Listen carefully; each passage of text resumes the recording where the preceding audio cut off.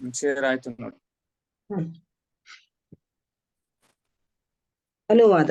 ಅರ್ಜುನನೇ, ಮನುಷ್ಯನು ಅತಿಯಾಗಿ ತಿಂದರೂ ಅಥವಾ ಅತಿ ಸ್ವಲ್ಪ ತಿಂದರೂ, ಅತಿ ಹೆಚ್ಚಾಗಿ ನಿದ್ದೆ ಮಾಡಿದರೂ ಅಥವಾ ತಕ್ಕಷ್ಟು ನಿದ್ದೆ ಮಾಡದಿದ್ದರೂ ಯೋಗಿಯಾಗಲು ಸಾಧ್ಯವಿಲ್ಲ.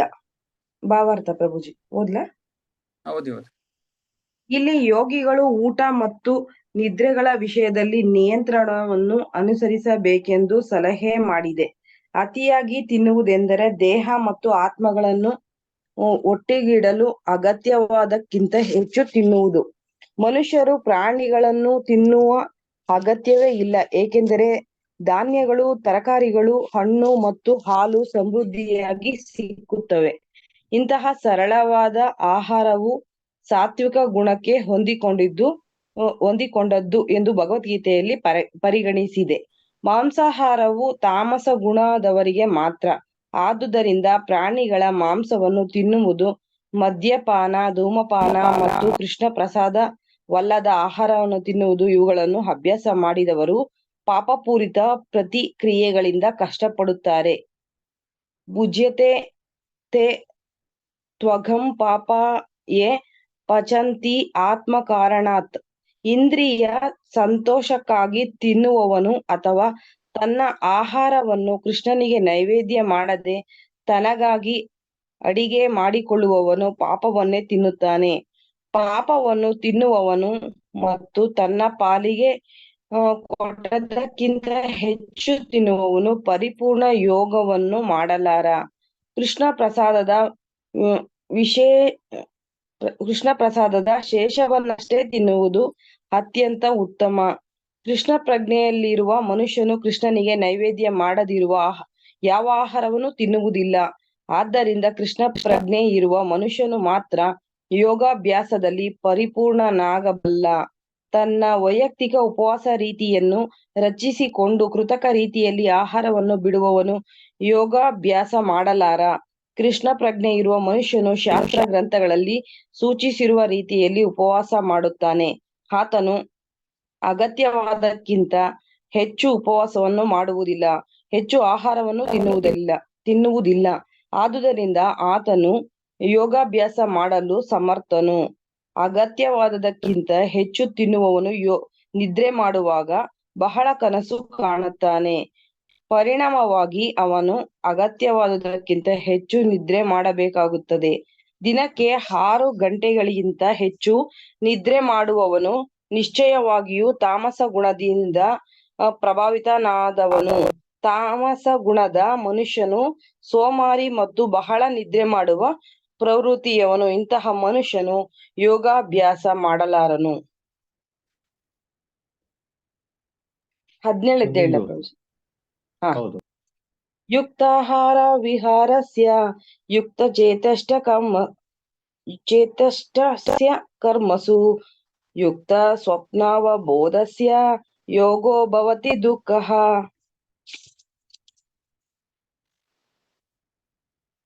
ಆಹಾರ, ನಿದ್ರೆ, ವಿಹಾರ ಮತ್ತು ಕೆಲಸಗಳ ಅಭ್ಯಾಸಗಳಲ್ಲಿ ಮಿತವಾಗಿರುವವನಿಗೆ ಯೋಗ ಪದ್ಧತಿಯ ಅಭ್ಯಾಸವು ಎಲ್ಲಾ ಐಹಿಕ ದುಃಖಗಳನ್ನು ಕಡಿಮೆ ಮಾಡಬಲ್ಲದು.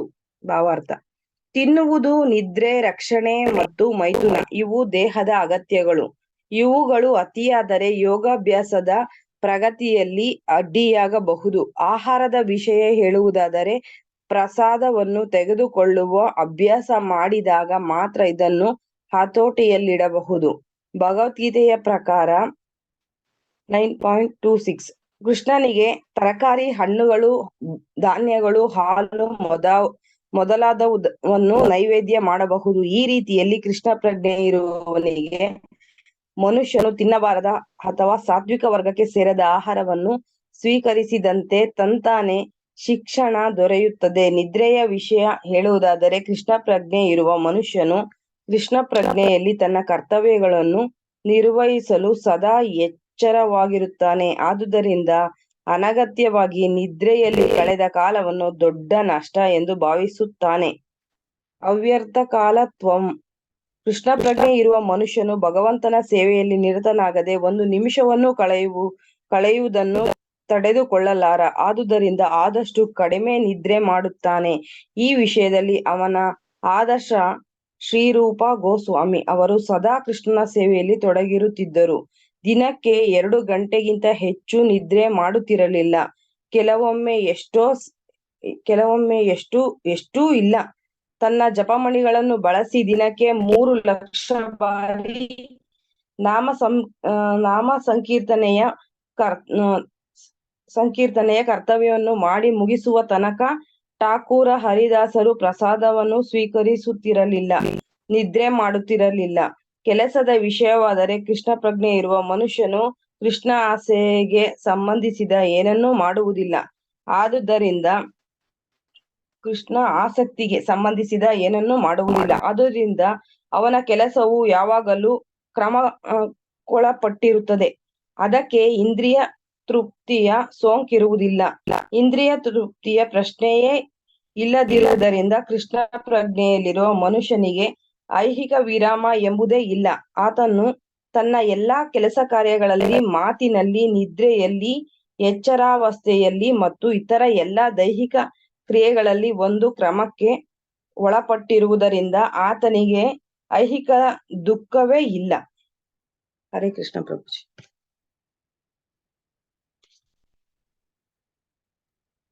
ಹರೇ ಕೃಷ್ಣ. ಓಂ ಅಜ್ಞಾನತಿಮಿರನ್ಧಸ್ಯ ಜ್ಞಾನಾಂಜನ ಶಲಾಕಯ ಚಕ್ಷುರುನ್ಮಿಲಿತಂ ತಸ್ಮೈ ಶ್ರೀ ಗುರವೇ ನಮಃ. ಶ್ರೀ ಚೈತನ್ಯ ಮನೋಭೀಷ್ಟಂ ಸ್ಥಾಪಿತಂ येन भूतले स्वयं रूपकदा मह्यं ददाति स्वपदान्तं युक्ताहार विहारस्य युक्तचेष्टस्य कर्मसु युक्त ಸ್ವಪ್ನಾವಬೋಧಸ್ಯ ಯೋಗಿ ಭವತಿ ಕಶ್ಚನ. ಈಗ ಒಂದ್ ವಿಷಯ ಹೇಳ್ಬೇಕಂತಿದ್ವಿ. ಇವತ್ತು ಭಗವದ್ಗೀತೆ ಚರ್ಚೆ ಮಾಡ್ತಾ ಇದೀವಿ. ಅದಕ್ಕಿಂತ ಮುಂಚೆ ನಿನ್ನೆ ಭಾಗವತ ಪ್ರಥಮ ಅಧ್ಯಾಯ ಪೂರ್ತಿ ಮುಗಿದಿದೆ. ಮೊದಲೇ ಅಧ್ಯಾಯ ಪೂರ್ತಿ ಮುಗೀತು ನಿನ್ನೆ. ಸೋಮವಾರ ದಿನ ಅದನ್ನ 2ನೇ ಅಧ್ಯಾಯದಿಂದ ಆರಂಭ ಮಾಡ್ಬೇಕು ಅಂತ. ಅದಕ್ಕಿಂತ ಮುಂಚೆ ಸೋಮವಾರ ದಿನ ಮೊದಲೇ ಅಧ್ಯಾಯ ಪುನರಾವಲೋಕನ ಮಾಡೋಣಂತೆ, ರಿವಿಷನ್ ಮಾಡೋಣಂತೆ. ಅದಕ್ಕೆ ಅಪೇಕ್ಷೆ ಹೆಂಗಿದೆ, ಎಲ್ಲರೂ ಮೊದಲೇ ಅಧ್ಯಾಯನ ಪೂರ್ತಿ ಬನ್ನಿ. ಪೂರ್ತಿ ಓದಿ ಬಂದು ಎಲ್ಲರೂ 1-2 ಪಾಯಿಂಟ್ಸ್ ಏನೇನ್ ಅರ್ಥ ಆಗಿದೆ ಅದನ್ನ ಹೇಳಿ. ಅದರಿಂದ ರಿವಿಷನ್ ಆಗುತ್ತೆ. ಮೊದಲೇ ಅಧ್ಯಾಯ ಎಲ್ಲರಿಗೂ ಓದಿದಂಗಾಗತ್ತೆ. ಆಮೇಲೆ ಮಂಗಳವಾರದಿಂದ ಮತ್ತೆ 2ನೇ ಅಧ್ಯಾಯದಿಂದ ಆರಂಭ ಮಾಡ್ಬೇಕು. ಹರೇ ಕೃಷ್ಣ. ಈಗ ಇವತ್ತು ಭಗವದ್ಗೀತೆ 6ನೇ ಅಧ್ಯಾಯ ಚರ್ಚೆ ಮಾಡ್ತಾ ಇದೀವಿ. 5ನೇ ಅಧ್ಯಾಯ 6ನೇ ಅಧ್ಯಾಯ ಏನ್ ಕನೆಕ್ಷನ್ ಇದೆ ಯಾರಾದ್ರೂ ಹೇಳ್ಬೋದಾ? ಹೋದ ವಾರ ಚರ್ಚೆ ಮಾಡಿದ್ವಿ.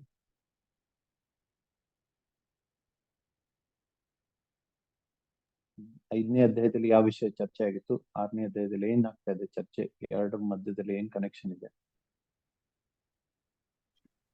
ಮತ್ತೆ ಹೇಳಿ ಮಾತಾಡಿ, ಕೇಳಿಸ್ಲಿಲ್ಲ. ಪ್ರಾಣಾಯಾಮದ ಬಗ್ಗೆ ಮತ್ತೆ ಏನು ಕೇಳ್ತಾ ಇದ್ರಿ ಇಲ್ಲಿ ಅನ್ನೋದು ವಿಷಯ, ಯೋಗದ ಬಗ್ಗೆ ಅಲ್ಲ. 5ನೇ ಅಧ್ಯಾಯದಲ್ಲಿ ಏನಿತ್ತು, 6ನೇ ಅಧ್ಯಾಯ ಏನಿದೆ, ಎರಡರ ಮಧ್ಯದಲ್ಲಿ ಯಾವ ತರ ಸಂಬಂಧ ಇದೆ?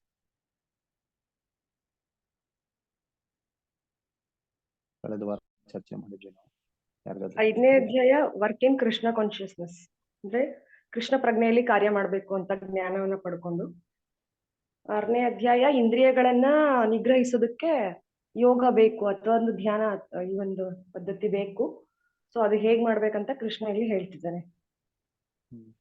ಆ ಸಂಬಂಧ ಹೇಗ್ ಬಂತು? ಅರ್ಜುನನ್ ಪ್ರಶ್ನೆಗಳು ಮತ್ತೆ ಇನ್ನೊಂದು ಪ್ರಶ್ನೆ ಕೇಳಿ. ಕರ್ಮ ಮತ್ತು ಕರ್ಮಕ್ಕಿಂತ ಜ್ಞಾನನ ಶ್ರೇಷ್ಠ ಇದೆ. ಜ್ಞಾನದಲ್ಲಿ ಇಟ್ಕೊಂಡು ಕೆಲಸ ಮಾಡೋದು, ಕರ್ತವ್ಯ ಮಾಡೋದು ಹೇಗೆ ಅನ್ನೋದ್ರ ಬಗ್ಗೆ ಲಿಂಕ್ ಬರುತ್ತೆ. ಇಲ್ಲ, ಅದು 4-5ರಲ್ಲಿ ಲಿಂಕ್ ಬರುತ್ತೆ. 4ರಲ್ಲಿ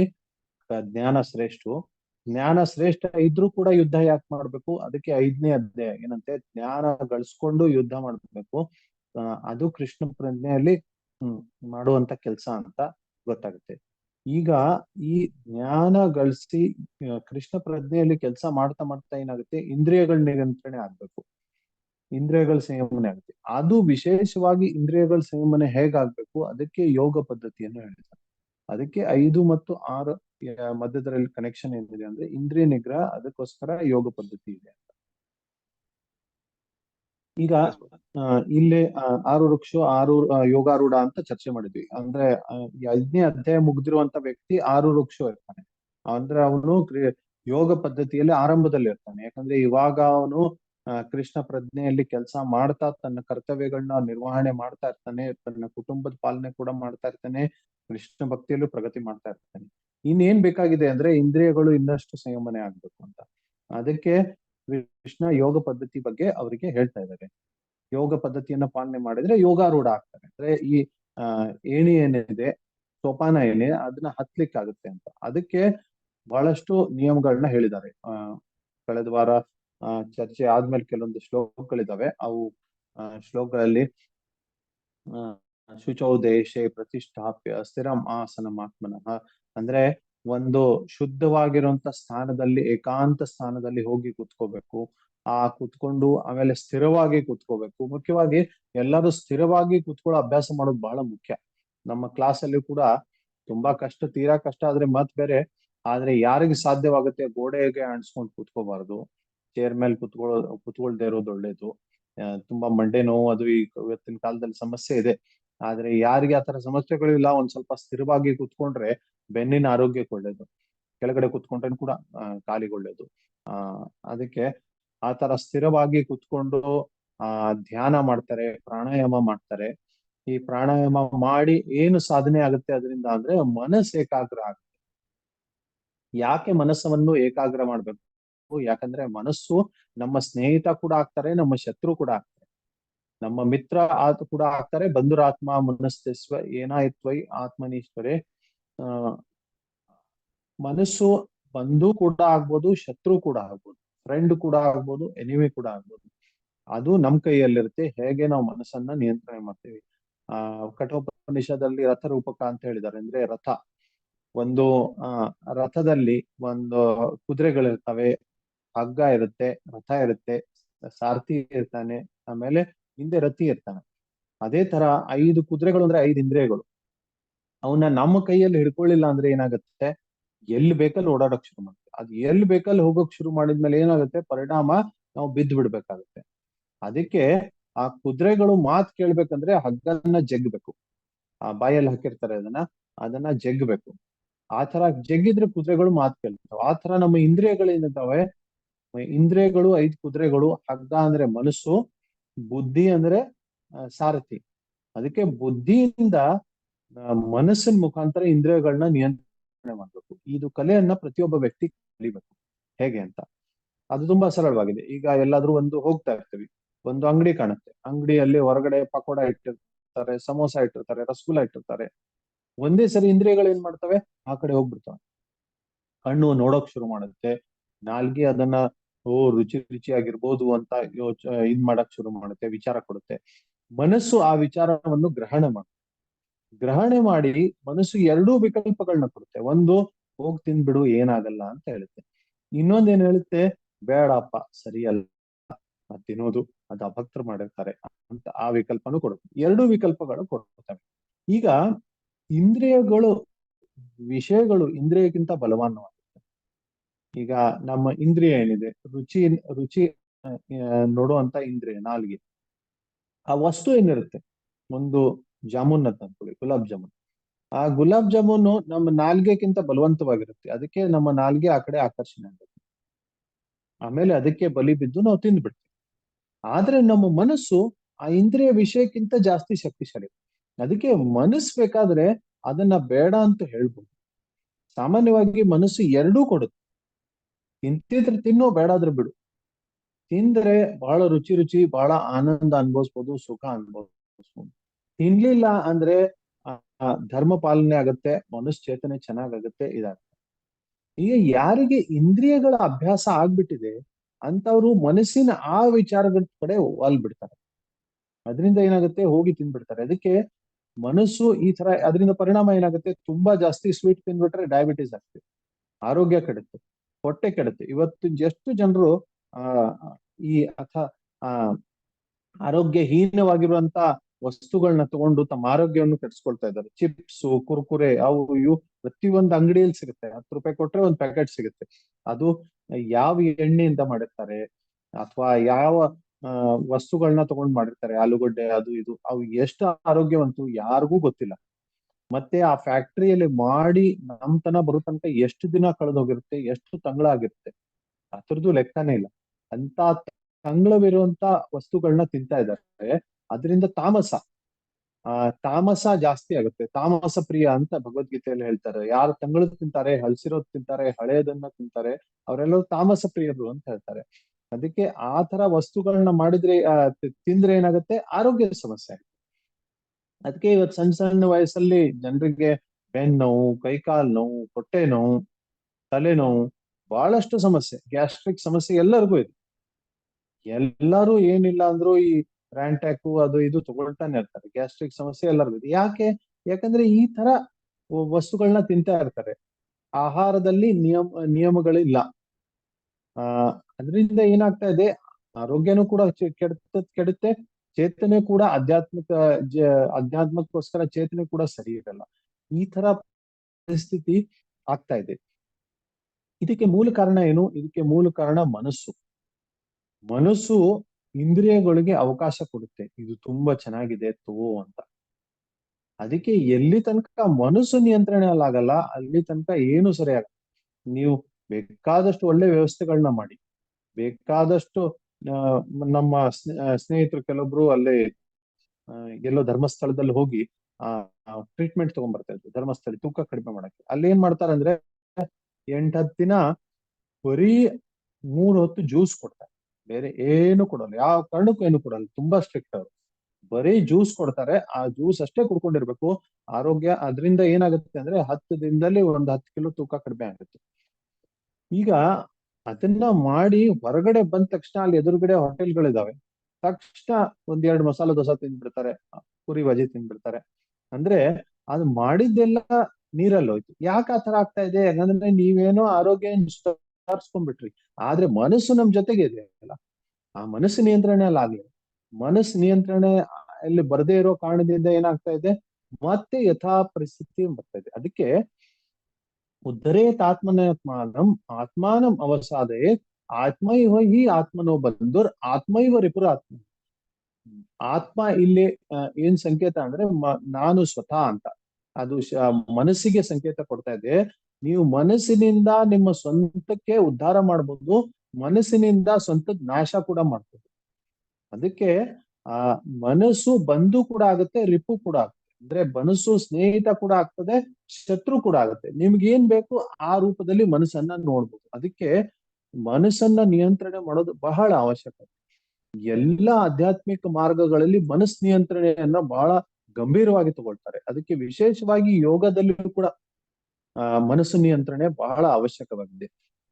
ಯೋಗ ಪಾಲನೆ ಏನಿದೆ, ಇವಾಗ ಸ್ಥಿರವಾಗಿ ಕೂತ್ಕೊಂಡು ಆಸನ ಮಾಡೋದು, ಇದೆಲ್ಲದರ ಉದ್ದೇಶ ಏನು, ಹೇತು ಏನು? ಇದರ ಉದ್ದೇಶ ಆಧ್ಯಾತ್ಮಿಕ ಪ್ರಗತಿ, ಆತ್ಮ ಸಾಕ್ಷಾತ್ಕಾರ. ನಾವು ಆತ್ಮ ಇದ್ದೇವೆ ಅನ್ನೋ ಸಾಕ್ಷಾತ್ಕಾರ ಆಗ್ಲಿ ಅನ್ನೋ ಕಾರಣಕ್ಕೆ ಯೋಗ ಇದೆ, ಹೊರತು ಇವತ್ತಿನ ಕಾಲದ ಯೋಗದ ತರ ಅಲ್ಲ. ಇವತ್ತಿನ ಕಾಲದ ಯೋಗ ಸೊಸೈಟಿಗಳು ಯೋಗ ಸೆಂಟರ್ ಅಂತ ತೆಗಿತಾರೆ. ಯೋಗ ಸೆಂಟರ್ ಅಂದ್ರೆ ಏನು?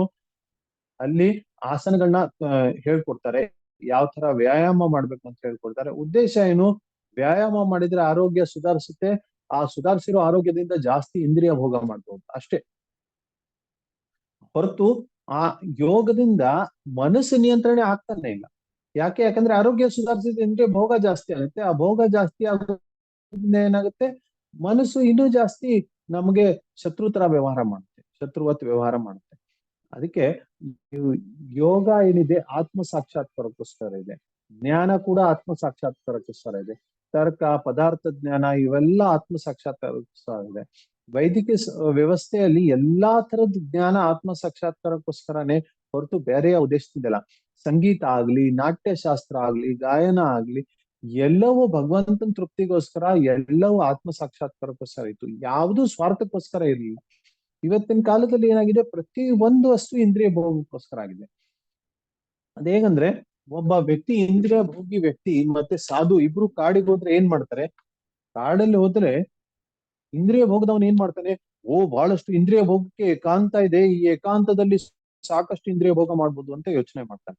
ಆಮೇಲೆ ಇನ್ನೊಬ್ಬ ವ್ಯಾಪಾರಿ ಕಾಡಿಗೆ ಹೋದ್ರೆ ಇಲ್ಲಿ ತುಂಬಾ ಸೌದೆ ಇದೆ, ಬಹಳಷ್ಟು ವಸ್ತುಗಳಿದಾವೆ, ಒಳ್ಳೆ ವ್ಯಾಪಾರ ಮಾಡಿ ಧನ ಮಾಡ್ಬೋದು ಅಂತ.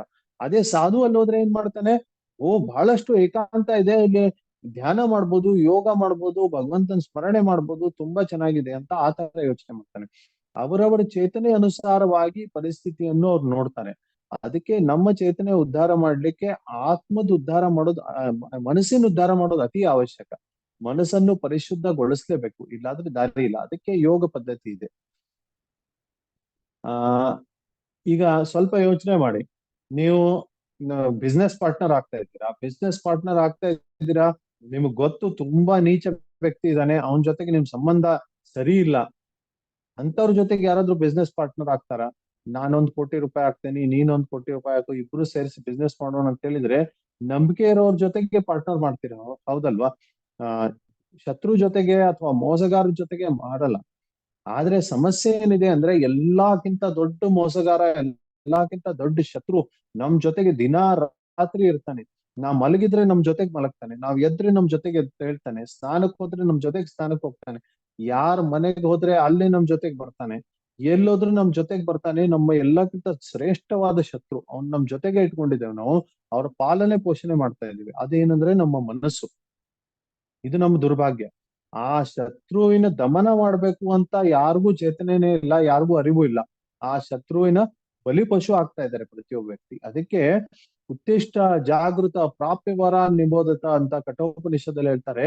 ಇವಾಗ ಎದ್ದೇಳೋ ಸಮಯ ಇದೆ, ಎಷ್ಟು ದಿನ ನೀವು ಮಲಗ್ತೀರಾ, ಇವಾಗ ಎದ್ದು ಈ ಮನಸ್ಸನ್ನ ನಿಯಂತ್ರಣೆ ಮಾಡ್ಬೇಕು ನಾವು, ಆಮೇಲೆ ಆತ್ಮ ಸಾಕ್ಷಾತ್ಕಾರ ಮಾಡ್ಕೋಬೇಕು ಅಂತ ಜೋರಾಗಿ ಹೇಳ್ತಾರೆ. ಭಕ್ತಿ ವಿನೋದ್ ಠಾಕೂರ್ ಕೂಡ ಅದೇ ತರ ಭಜನೆ ಹಾಡ್ತಾರೆ. कोठा निद्रा जावो माया पिशाचीर खोले, ಜೀವ ಜಾಗೋ ಗೌರಚಂದ್ರ ಬೋಲೆ ಅಂತ ಹೇಳ್ತಾರೆ. ಅಂದ್ರೆ ಇವಾಗ ಚೈತನ್ಯ ಮಹಾಪ್ರಭುಗಳು ಏನ್ ಹೇಳ್ತಾರೆ, ಎದ್ದೇಳಿ ಎದ್ದೇಳಿ, ಎಷ್ಟ್ ದಿನ ಮಲಗ್ತೀರಾ, ಈ ಮಾಯೆ ಅನ್ನುವಂತ ಪಿಶಾಚಿಯ ತೊಡೆಯಲ್ಲಿ ಎಷ್ಟ್ ದಿನ ಮಲಗ್ತೀರಾ, ಇವಾಗ ಎದ್ದೇಳಿ ಅಂತ ಹೇಳ್ತಾರೆ. ಅದಕ್ಕೆ ತುಂಬಾ ದೃಢ ಪ್ರಯತ್ನ ಬೇಕು. ದೃಢ ಪ್ರಯತ್ನ ಇಲ್ಲಾಂದ್ರೆ ಮನಸ್ಸು ನಿಗ್ರಹ ಆಗಲ್ಲ. ಆ ಈ ಮನಸ್ಸು ನಿಗ್ರಹ ಆಗ್ಲಿಲ್ಲ ಅಂದ್ರೆ ಏನಾಗುತ್ತೆ, ಮನಸ್ಸು ಶತ್ರುವತ್ ಕಾರ್ಯ ಮಾಡುತ್ತೆ. ಶತ್ರು ಏನ್ ಕೊಡ್ತಾರೆ, ನಮಗೆ ಹಾನಿ ಮಾಡ್ತಾರೆ ಹೊರತು ನಮ್ಗೆ ಒಳ್ಳೇದೇನ್ ಮಾಡಲ್ಲ. ಸಾವಿನ ಹತ್ರ ಅಷ್ಟೇ ತಗೊಂಡ್ಬರ್ತಾರೆ ಹೊರತು ನಮಗೆ ಲಾಭ ಏನಾಗಲ್ಲ ಅದ್ರಿಂದ. ಈಗಾಗ ತುಂಬಾ ನಾವು ಸ್ವೀಟ್ ತಿಂದ್ಬಿಟ್ವಿ, ಏನಾಗುತ್ತೆ, ಡಯಾಬಿಟಿಸ್ ಆಗುತ್ತೆ. ತುಂಬಾ ಹೊರಗಡೆದು ಪದಾರ್ಥಗಳು ತಿಂದ್ರೆ ಹೊಟ್ಟೆ ಎಲ್ಲ ಹಾಳಾಗುತ್ತೆ, ಅಲ್ಸರ್ ಆಗುತ್ತೆ, ಈ ತರ ಸಮಸ್ಯೆಗಳಾಗ್ತವೆ. ಒಟ್ನಲ್ಲಿ ಇಂದ್ರಿಯ ಭೋಗದಲ್ಲಿ ತಗೊಳ್ತಾರೆ, ತುಂಬಾ ಕಾಮದ ಆಸೆಯಲ್ಲಿ ಪೂರೈಸ್ಲಿಕ್ಕೆ ಹೋದ್ರೆ ಅದರಿಂದ ಸಂಬಂಧಿಸಿದ ರೋಗಗಳು ಆಗ್ತವೆ. ಈ ತರ ಪ್ರತಿಯೊಂದು ಇಂದ್ರಿಯಗಳು ನಿಗ್ರಹ ಮಾಡ್ಲಿಲ್ಲ, ಅದನ್ನ ಭೋಗದಲ್ಲಿ ತೊಡಸಿದ್ರೆ ಅದ್ರ ಪರಿಣಾಮ ಏನಾಗುತ್ತೆ, ಅದರ ಪರಿಣಾಮ ನಮಗೆ ದುಃಖನೇ ಆಗುತ್ತೆ ಹೊರತು ಸುಖ ಆಗಲ್ಲ. ಈಗ ಎಷ್ಟೋ ಜನರು ಪರಿವಾರಗಳು ಹಾಳಾಗಿದ್ದಾವೆ, ಈ ಕುಡಿತದಿಂದ ಹಾಳಾಗಿದ್ದಾವೆ, ವ್ಯಸನದಿಂದ ಹಾಳಾಗಿದ್ದಾವೆ, ಬಹಳಷ್ಟು ಹೊರಗಡೆ ತಿನ್ನು ಚಟ ಇದೆ ಅದಕ್ಕೋಸ್ಕರ ಹಾಳಾಗಿದೆ, ಅನೈತಿಕ ಸಂಬಂಧದಿಂದ ಹಾಳಾಗಿದ್ದಾವೆ. ಯಾಕೆ ಈ ತರ ಒಬ್ಬ ವ್ಯಕ್ತಿಯ ಆರೋಗ್ಯ ಹಾಳಾಗುತ್ತೆ, ಪರಿವಾರ ಕೂಡ ಹಾಳಾಗುತ್ತೆ? ಯಾಕಂದ್ರೆ ಇಂದ್ರಿಯಗಳು ನಿಯಂತ್ರಣೆಯಲ್ಲಿಲ್ಲ. ಯಾರು ಇಂದ್ರಿಯಗಳನ್ನ ತಮ್ಮ ನಿಯಂತ್ರಣೆಯಲ್ಲಿ ಇರ್ತಾನೆ ಅವನು ನಿಜವಾದ ಸುಖಿ ವ್ಯಕ್ತಿ. ಇವಾಗ ಏನಾಗ್ತಾ ಇದೆ ಅಂದ್ರೆ ಜನರು ಜೀವನ ಶೈಲಿ ಒಂಥರ ವಿಚಿತ್ರವಾಗಿದೆ. ಒಂದೊಂದ್ಸರಿ ತುಂಬಾ ಭೋಗ ಮಾಡ್ತಾರೆ, ಒಂದೊಂದ್ಸರಿ ತುಂಬಾ ತ್ಯಾಗ ಮಾಡ್ತಾರೆ. ಈಗ ಎಷ್ಟೋ ಸರ್ತಿ ಆಫೀಸ್ಗೋಸ್ಕರ ಕೆಲಸ ಇರುತ್ತೆ, ಆ ಕೆಲಸದಲ್ಲಿ ಯಾರ್ಯಾರಿಗೂ ಸೇವೆ ಮಾಡ್ತಿರ್ತಾರೆ, ಅವ್ರು ಕೆಲಸ ಪೆಂಡಿಂಗ್ ಉಳಿಯುತ್ತೆ ಅಂತ ಒಂದೊಂದ್ಸರಿ ರಾತ್ರಿ 10 ಗಂಟೆವರೆಗೆ ಕೆಲಸ ಮಾಡ್ಬೇಕಾಗುತ್ತೆ, 12 ಗಂಟೆವರೆಗೆ ಕೆಲಸ ಮಾಡ್ಬೇಕಾಗುತ್ತೆ, ಇಡೀ ರಾತ್ರಿ ಎಲ್ಲ ಕೆಲಸ ಮಾಡ್ಬೇಕಾಗುತ್ತೆ. ಆ ತರದಲ್ಲಿ ಅವರು ನಿದ್ದೆಯನ್ನು ಕೂಡ ಕೆಡಿಸ್ಕೋಬೇಕಾಗುತ್ತೆ, ಆಹಾರ ಕೂಡ ಕೆಡಿಸ್ಕೋಬೇಕಾಗುತ್ತೆ. 5 ದಿನ ಸಿಕ್ಕಾಪಟ್ಟೆ ದುಡಿತಾರೆ ಜನ. ಈ 5 ದಿನ ಸಿಕ್ಕಾಪಟ್ಟೆ ದುಡ್ದಿರೋದನ್ನ ಈಗ ಆಯ್ತಪ್ಪ ತುಂಬಾ ದುಡಿಮೆ ಆಯ್ತು, ಒಂದ್ ಸ್ವಲ್ಪ ಭೋಗ ಆಗ್ಲಿಲ್ಲ ಅಂತ 2 ದಿನ ಬರೀ ಭೋಗ ಮಾಡ್ತಾರೆ. ಆಫೀಸಲ್ಲಿ ತುಂಬಾ ದುಡಿಯೋದು, ಇವಾಗ ಒಂದೇ ಸರ್ತಿ ವೀಕೆಂಡ್ ಬಂತು, ದೊಡ್ಡ ವೆಕೇಶನ್ ಬಂತಂದ್ರೆ ಎಲ್ಲಾದ್ರೂ ರೆಸಾರ್ಟ್ಗೆ ಹೋಗೋದು, ಎಲ್ಲಾದ್ರೂ ದೂರ ಹೋಗಿ ತುಂಬಾ ಭೋಗ ಮಾಡ್ಬೋದು, ತುಂಬಾ ಮಜಾ ಮಾಡ್ಬರೋದು, ಭೋಗ ಮಾಡ್ಬರೋದು, ಈ ತರ. ಅದಕ್ಕೆ ಮನುಷ್ಯ ಜೀವನ ಭೋಗ ತ್ಯಾಗ ಇದ್ರ ಮಧ್ಯದಲ್ಲೇ ಅಳ್ಳಾಡ್ತಾ ಇದೆ. ಸ್ವಲ್ಪ ಸಮಯ ತುಂಬಾ ತ್ಯಾಗ, ಸ್ವಲ್ಪ ಸಮಯ ತುಂಬಾ ಭೋಗ, ಮತ್ತೆ ತುಂಬಾ ಭೋಗದಿಂದ ಮುಗೀತು ಕೆಲಸ, ಇನ್ನ ಆ ಭೋಗಕ್ಕೆ ಏನ್ ದುಡ್ಡು ಖರ್ಚಾಗಿದೆ ಆ ಖರ್ಚನ್ನ ಮತ್ತೆ ಗಳಿಸ್ಬೇಕಂತ ಮತ್ತೆ ತ್ಯಾಗ. ಆಯ್ತಪ್ಪ ಈಗ ತುಂಬಾ ತ್ಯಾಗ ಆಯ್ತು, ಬೇಜಾರಾಗಿದೆ ಅಂತ ಇವಾಗ ಮತ್ತೆ ತುಂಬಾ ಭೋಗ. ಈ ತರ ಮಾಡಿ ಅತಿ ಆಹಾರ, ಅತಿ ವಿಹಾರ, ಅತಿ ಪ್ರಯಾಸ, ಅತ್ಯಾಹಾರ ಪ್ರಯಾಸಶ್ಚ ಪ್ರಜಲ್ಪ ನಿಯಮಾಗ್ರಹ ಜನಸಂಗಸ್ಯ ಲೌಲ್ಯಂ ಚ ಷಡ್ವಿದ್ ಭಕ್ತಿರ್ ವಿನಶ್ಯತಿ ಅಂತ ಉಪದೇಶ ಅಮೃತದಲ್ಲಿ ಹೇಳಿದ್ದಾರೆ. ಅತಿ ಆಹಾರ ಸ್ವೀಕಾರ ಮಾಡೋದು ಅಥವಾ ತುಂಬಾ ಕಡಿಮೆ ಆಹಾರ ಸ್ವೀಕಾರ ಮಾಡೋದು, ಅತಿ ಪ್ರಯಾಸ ಮಾಡೋದು. ಎಷ್ಟು ದುಡಿಮೆಗೆ ಬೇಕು, ಒಂದು ಪರಿವಾರ ಸಾಕ್ಲಿಕ್ಕೆ ಎಷ್ಟು ಬೇಕು? ಸ್ವಲ್ಪ ಬೇಕು. ಆದ್ರೆ ನಮ್ಮ ಆಸೆಗಳಿಗೆ ಮಿತಿ ಇಲ್ಲ. ಆ ಆಸೆಗೋಸ್ಕರ ಅತಿ ದುಡಿಬೇಕು. ಯಾರ್ಯಾರ್ದೋ ಸೇವೆ ಮಾಡ್ಬೇಕು. ವಿಫಲೆ ಸೇವೆನು ಕೃಪಣ ದುರ್ಜನ, ಕೃಪಣರು ದುರ್ಜನರ ಸೇವೆ ಮಾಡಿ ತುಂಬಾ ಜಾಸ್ತಿ ದುಡಿಮೆ ಮಾಡ್ಬೇಕು. ಅದರಿಂದ ಏನು ಆರೋಗ್ಯ ಕೂಡ ಕೆಡಿಸ್ಕೊಳ್ತಾರೆ. ಅದಕ್ಕೆ ಈ ತರ ಭೋಗ ತ್ಯಾಗ ಈ ಎರಡರಲ್ಲಿ ಮನುಷ್ಯ ಜೀವನ ಹೋಗ್ತಾ ಇದೆ. ಅದಕ್ಕೆ ಇಲ್ಲಿ ಕೃಷ್ಣ ಏನ್ ಹೇಳ್ತಾನೆ, ಎಲ್ಲ ನಿಯಂತ್ರಿತವಾಗಿರ್ಬೇಕು. ಭೋಗ ಕೂಡ ನಿಯಂತ್ರಿತವಾಗಿರ್ಬೇಕು, ತ್ಯಾಗ ಕೂಡ ನಿಯಂತ್ರಿತವಾಗಿರ್ಬೇಕು. ಇದು ಹೇಗೆ ಸಾಧ್ಯ? ಇದರಿಂದ ಮನಸ್ಸು ನಿಯಂತ್ರಣೆ ಆಗುತ್ತೆ, ಭೋಗ ತ್ಯಾಗ ನಿಯಂತ್ರಣೆ. ಇದು ಕೃಷ್ಣ ಭಾವನಾಮೃತದಲ್ಲಿ ತುಂಬಾ ಸರಳವಾಗಿ ಸಾಧ್ಯ. ಈ ಯೋಗ ಸೊಸೈಟಿಗಳೇನಿದಾವೆ, ಯೋಗ ಸಂಸ್ಥೆಗಳೇನಿದಾವೆ, ಈ ಜ್ಞಾನ ಯಾರು ಕೊಡಲ್ಲ. ಹೇಗೆ ನಿಯಂತ್ರಿತವಾದ ಜೀವನ ಬಾಳ್ಬೇಕು, ನಿಯಂತ್ರಣೆ ಹೇಗೆ ಸಾಧ್ಯ ಅಂತ ಜ್ಞಾನ ಕೊಡಲ್ಲ. ಅದಕ್ಕೆ ಜನ ಯೋಗ ಪದ್ಧತಿಯನ್ನು ಒಂದು 15 ದಿನ ಪಾಲಿಸ್ತಾರೆ, 1 ತಿಂಗಳು ಪಾಲಿಸ್ತಾರೆ, ತುಂಬಾ ಅಚ್ಚುಕಟ್ಟಾಗಿ ನಿಯಮಗಳನ್ನ ಪಾಲಿಸ್ತಾರೆ. ತೂಕ ಕಡಿಮೆ ಆಗುತ್ತೆ, ಆರೋಗ್ಯ ಚೆನ್ನಾಗಾಗುತ್ತೆ, ಒಂದೇ ಸರ್ತಿ ಭೋಗ ಮಾಡೋಕ್ ಶುರು ಮಾಡ್ತಾರೆ. ಆದ್ರೆ ಕೃಷ್ಣ ಭಾವನಾಮೃತ ಸಂಘದಲ್ಲಿ ಬಂದಿರುವಂತ ವ್ಯಕ್ತಿ ಒಂದು ಸರ್ತೆ ಕೆಲವೊಂದು ನಿಯಮಗಳನ್ನ ಪಾಲನೆ ಮಾಡ್ತಿದ್ರೆ ಇಡೀ ಜೀವನದ ಪರ್ಯಂತ ನಿಯಮಗಳನ್ನ ಪಾಲನೆ ಮಾಡ್ತಾನೆ. ಮಾಂಸ ಬಿಟ್ಬಿಡ್ಬೇಕು, ಈರುಳ್ಳಿ ಬೆಳ್ಳುಳ್ಳಿ ಬಿಡ್ಬೇಕು, ಕೃಷ್ಣ ಪ್ರಸಾದ ಒಂದೇ ಸ್ವೀಕಾರ ಮಾಡ್ಬೇಕು. ಕೃಷ್ಣ ಪ್ರಸಾದ ಅಂದ್ರೆ ಏನು? ಯಾರು ಭಕ್ತಿ ಭಾವನೆಯಿಂದ ಅಡಿಗೆ ಮಾಡಿ ಭಗವಂತನಿಗೆ ಅರ್ಪಣೆ ಮಾಡ್ತಾನೆ. ಸುಮ್ಮನೆ ದಾರಿಯಲ್ಲಿ ಸಿಕ್ತಿರುವಂತ ಎಲ್ಲಾ ಊಟವನ್ನು ತಗೊಂಡು ಅದನ್ನ ಕೃಷ್ಣನ್ ಮುಂದಿಟ್ರೆ ಕೃಷ್ಣನಿಗೇನು ಬಲವಂತ ಮಾಡ್ಲಿಕ್ಕೆ ಆಗಲ್ಲ. ನಾನ್ ಕೊಟ್ಟಿದ್ದನ್ ತಿನ್ಲೇಬೇಕಪ್ಪ ನೀನು ಅಂತ. ಕೃಷ್ಣನಿಗೆ ಯಾವ ತರದ್ದು? ಕೃಷ್ಣ ಸ್ವಾತಂತ್ರ್ಯವಾಗಿದ್ದಾನೆ, ಏನ್ ಬೇಕು ಸ್ವೀಕಾರ ಮಾಡ್ತಾರೆ, ಏನ್ ಬೇಡ ತಿರಸ್ಕಾರ ಮಾಡ್ತಾನೆ. ಸುಮ್ನೆ ದಾರಿಯಲ್ಲಿ ಸಿಕ್ಕಿರುವಂತದ್ದು, ಹೋಟೆಲಲ್ಲಿ ತಿಂದಿರುವಂತದ್ದು ಒಂದ್ ವಸ್ತು ತಗೊಂಡ್ಬಂದು ಭಗವಂತನಿಗೆ ಇಟ್ಟು ಬಲವಂತ ಮಾಡ್ಲಿಕ್ಕೆ ಆಗಲ್ಲ, ನೀನ್ ತಿನ್ಲೇಬೇಕಪ್ಪ ಅಂತ. ಯಾರು ಭಕ್ತರು ಭಕ್ತಿಯಿಂದ ಪ್ರೀತಿಯಿಂದ ಅಡಿಗೆ ಮಾಡ್ತಾರೆ ಅದನ್ನಷ್ಟೇ ಭಗವಂತ ಸ್ವೀಕಾರ ಮಾಡ್ತಾನೆ. ಅದು ಪ್ರಸಾದ ಆಗುತ್ತೆ. ಅದಾದ್ಮೇಲೆ ಆ ಪ್ರಸಾದ ಆಗಿರುವಂತದ್ದು ಏನಿರುತ್ತೆ ಅದನ್ನ ತಿಂದು ನಾವು ನಮ್ಮ ಜೀವನವನ್ನು ಉದ್ಧಾರ ಮಾಡ್ಕೋಬಹುದು. ಇದರಿಂದ ಏನಾಗುತ್ತೆ? ಇಂದ್ರಿಯಗಳು ಅದಾಗೆ ನಿಯಂತ್ರಣೆ ಬರುತ್ತೆ. ಹೇಗೆ ನಿಯಂತ್ರಣೆ ಬರುತ್ತೆ? ನಾವು ಎಲ್ಲೋದ್ರೂ ತಿನ್ಬೇಕು ಅಂತ ಮನಸ್ಸಾಗಲ್ಲ. ಮನಸ್ಸಾದ್ರೂ ಕೂಡ ನಾವು ತಿನ್ನಲ್ಲ. ಯಾಕೆ ತಿನ್ನಲ್ಲ? ಯಾಕಂದ್ರೆ ಆಚರಣೆ ಇರುತ್ತೆ, ನಾವು ಕೃಷ್ಣ ಪ್ರಸಾದ ಬಿಟ್ಟು ಬೇರೆ ತಿನ್ನಲ್ಲ ಅಂತ. ಅದೇ ತರ ಮಾತುಗಳು, ನಾವು ಅನಾವಶ್ಯಕ ಮಾತುಗಳನ್ನ ಮಾತಾಡಲ್ಲ. ರಾಜಕಾರಣದ ವಿಷಯದಲ್ಲಿ ನಮಗ್ ರುಚಿ ಇಲ್ಲ, ಯಾವ ಸ್ಪೋರ್ಟ್ಸ್ ಅಲ್ಲಿ ನಮಗ್ ರುಚಿ ಇಲ್ಲ, ಈ ತರದ ವಿಷಯಗಳಲ್ಲಿ ರುಚಿನೇ ಇಲ್ಲ. ನಮ್ ರುಚಿಯ ವಿಷಯ ಏನಿದೆ? ಕೃಷ್ಣ. ಏನ್ ಮಾತಾಡ್ತೇವೆ? ಕೃಷ್ಣನ್ ಸಂಬಂಧಿಸಿದ್ ಮಾತಾಡ್ತೇವೆ. ಬೇರೆ ಯಾವ ವಿಷಯಗಳು ಬಂದ್ರೂ ಕೂಡ ಅದನ್ನ ಹೇಗೋ ಮಾಡಿ ಕೃಷ್ಣನ್ ಜೊತೆಗೆ ಸೇರಿಸ್ತೇವೆ, ಕೃಷ್ಣನ್ ಜೊತೆಗೆ ಸಂಬಂಧ ಬರುತ್ತರ ಮಾಡ್ತೇವೆ. ಇದರಿಂದ ಏನಾಗುತ್ತೆ? ಬಾಯಿ ಕೂಡ, ನಮ್ಮ ಮಾತುಗಳು ಕೂಡ ನಿಯಂತ್ರಣೆಯಲ್ಲಿ ಬರ್ತವೆ. ಈ ತರ ಪ್ರತಿಯೊಂದು ಇಂದ್ರಿಯಗಳು ಕೃಷ್ಣನಿಗೆ ಪ್ರತಿ ಕೇಂದ್ರಿತ ಮಾಡಿದ್ರೆ ಆ ಇಂದ್ರಿಯಗಳು ಸರಳವಾಗಿ ನಿಯಂತ್ರಣೆಯಲ್ಲಿ ಬರ್ತವೆ. ಅವಾಗ ಏನಾಗುತ್ತೆ? ಮನಸ್ಸು ಇಂದ್ರಿಯಗಳು ಎಲ್ಲಾ ನಿಯಂತ್ರಣೆ ಆದಾಗ ಈ ಆಧ್ಯಾತ್ಮಿಕ ಜೀವನ, ಆತ್ಮ ಸಾಕ್ಷಾತ್ಕಾರ ತುಂಬಾ ಸುಲಭವಾಗುತ್ತೆ. ಇದು ಮಾಡ್ಲಿಲ್ಲ, ನಾವು ಕೃತಕವಾಗಿ ಪ್ರಯತ್ನ ಮಾಡಿದ್ವಿ ಇಂದ್ರಿಯಗಳ ನಿಯಂತ್ರಣೆ ಮಾಡ್ಲಿಕ್ಕೆ ಅಂದ್ರೆ ಅದು ಸ್ವಲ್ಪ ದಿನ ಉಳಿಯುತ್ತೆ, ಸ್ವಲ್ಪ ದಿನ ಆದ್ಮೇಲೆ ಹೋಗುತ್ತೆ. ಹೇಗೆ ಯೋಗ ಸಂಸ್ಥೆಗಳು ನೀವು ಆಹಾರ ಡಯಟಿಂಗ್ ಎಲ್ಲ ಹೇಳ್ತಾರೆ, ಇಷ್ಟ ದಿನ ಡಯಟಿಂಗ್ ಮಾಡಿ ಅಂತ. ಆದ್ರೆ ಆ ಡಯಟಿಂಗ್ ಮಾಡಿ ಅಷ್ಟು ದಿನ ಆದ್ಮೇಲೆ ಮತ್ತೆ ತುಂಬಾ ಜಾಸ್ತಿ ಭೋಗ ಮಾಡ್ಬಿಡ್ತಾರೆ ಜನ.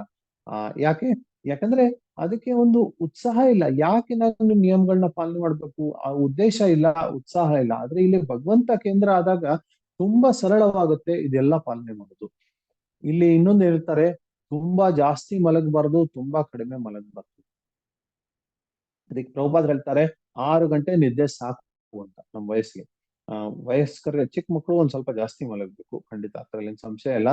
ಆದ್ರೆ ಒಂದು ಯುವಾವಸ್ಥೆ ಮುಟ್ಟಿದ್ಮೇಲೆ, ಒಂದು ವಯಸ್ಸಿಗೆ ಬಂದ್ಮೇಲೆ 6 ಗಂಟೆಕ್ಕಿಂತ ಜಾಸ್ತಿ ಮಲಗಬಾರ್ದು. ಅದು ತಾಮಸ ಇರುತ್ತೆ 6 ಗಂಟೆಕ್ಕಿಂತ ಜಾಸ್ತಿ ಮಲಗಿದ್ರೆ. ಅದಕ್ಕೆ ನಿದ್ದೆ ತುಂಬಾ ನಿಯಂತ್ರಿತವಾಗಿರ್ಬೇಕು. ಜಾಸ್ತಿನೂ ಇಲ್ಲ. ಜಾಸ್ತಿ ಮಲಗಿದ್ರೆ ಏನಾಗುತ್ತೆ? ತುಂಬಾ ಜಾಸ್ತಿ ಕನಸುಗಳನ್ನ ನೋಡ್ತೇವೆ. ತುಂಬಾ ಜಾಸ್ತಿ ಕನಸುಗಳನ್ನ ನೋಡಿದ್ರೆ ಮತ್ತೆ ತಾಮಸದಲ್ಲಿ ಹೋಗ್ತೇವೆ. ಅದಕ್ಕೆ ಬೆಳಿಗ್ಗೆ ಅಂತೂ ಬೇಗ ಎಲ್ಲರೂ ಎಳ್ಳಲೇಬೇಕು ಬ್ರಹ್ಮ ಮುಹೂರ್ತದಲ್ಲಿ. ಬ್ರಹ್ಮ ಮುಹೂರ್ತ ಸಾಧನಕ್ಕೆ ತುಂಬಾ ಒಳ್ಳೆಯ ಸಮಯ. ಆ ಸಮಯ ನಿದ್ದೆ ನೋಡಿ, ಬೆಳಿಗ್ಗೆ ಎಷ್ಟು ಒಂದು 4 ಪಟ್ಟು ಸಾಧನೆ ಮಾಡಿದ್ರೆ ಹಗಲೊತ್ತು ಒಂದ್ 2 ಪಟ್ಟಷ್ಟೇ ಸಾಧನೆ ಮಾಡ್ಬೋದು. ಆಮೇಲೆ ಸಾಯಂಕಾಲ ಹೊತ್ತು ಇನ್ನೂ ಕಡಿಮೆ. ರಾತ್ರಿ ಹೊತ್ತು ಮಾಡಿರೋ ಸಾಧನೆ ಅಂತೂ ಲೆಕ್ಕಕ್ಕೆ ಇಲ್ಲ. ಅದಕ್ಕೆ ಬ್ರಹ್ಮ ಮುಹೂರ್ತದಲ್ಲಿ ಮಾಡಿರುವಂತ ಸಾಧನೆ ತುಂಬಾ ಗಟ್ಟಿಯಾಗಿರುತ್ತೆ, 3-4 ಪಟ್ಟು ಫಲ ಕೊಡುತ್ತೆ. ಅದಕ್ಕೆ ಆ ಬ್ರಹ್ಮ ಮುಹೂರ್ತದಲ್ಲಿ ಬೇಗ ಎದ್ದು ಎಲ್ಲರೂ ಸಾಧನೆ ಮಾಡ್ಬೇಕು. ಇದರಿಂದ ಏನಾಗುತ್ತೆ? ಸೊ ಆಧ್ಯಾತ್ಮಿಕ ಪ್ರಗತಿ ತುಂಬಾ ಸುಲಭವಾಗುತ್ತೆ. ಅದಕ್ಕೆ ಎಲ್ಲಾ ಧರ್ಮದಲ್ಲಿ ನೋಡಿ, ಎಲ್ಲಾ ಮತಗಳಲ್ಲಿ, ಧರ್ಮಗಳಲ್ಲಿ, ಎಲ್ಲದರಲ್ಲಿ ಬೆಳಿಗ್ಗೆ ಬೇಗ ಹೇಳ್ಬೇಕು ಅಂತ ಹೇಳ್ತಾರೆ.